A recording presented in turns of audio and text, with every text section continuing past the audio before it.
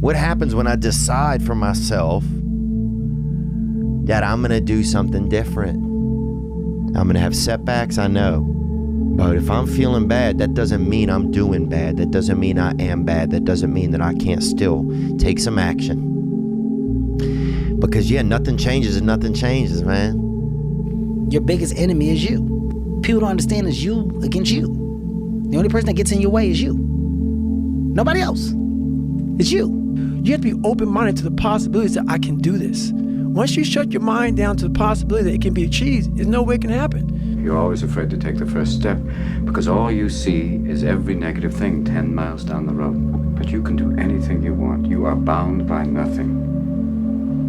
What are you passionate about? What do you want? Playing out the fear, Layla says this, and I love it, but that fear is a mile wide and an inch deep. And so it looks like this ocean that you're going to step into and drown. But as soon as you step into it, you realize it was not that deep at all, and you can keep walking through it.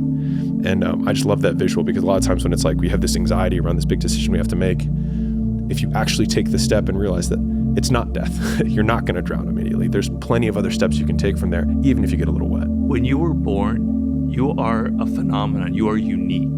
Your DNA has never occurred in the history of the universe, going back billions of years. It will never occur in the future. Your life experiences with your parents and everything that you experience in your early years going on up is unique. It's yours. You're one of a kind, right? So that is your source of power. To waste that is just the worst thing you can do in your life. And what the power is finding that uniqueness. What makes you you? You have no fucking idea how great you really are. Because you are using such minimal of what you have. And if people can learn to focus, this is what's possible. Would I be able to do it? Would I? You don't know. Until you say, I'm gonna take action. Nothing changes if nothing changes, man. And I'm not preaching at you. I'm just, I just want to remind you, because I've spent a lot of time in my life sitting around wanting things to change and not being able to make them change, and not thinking I could. And I wish somebody had told me that earlier sometimes, that in order for something to change, there needs to be change. Here's how to get older without getting better. Keep relearning the same lesson. If you keep making the same mistake over and over, the mistake isn't the problem. You are. So I define learning by same condition, new behavior. And so when you go to a video game and you battle through the level and you battle the boss, if you keep doing the same thing to the boss and you keep losing, then you have not learned, because you have the same condition and the same behavior. And so I often say that, like, for anyone who's listening to this podcast, if the goal is to get better and you're like, man, I really want to learn something from this podcast. If you listen to this podcast and then you're in the same exact conditions as you were before, and then you do not change your behavior, you learned nothing.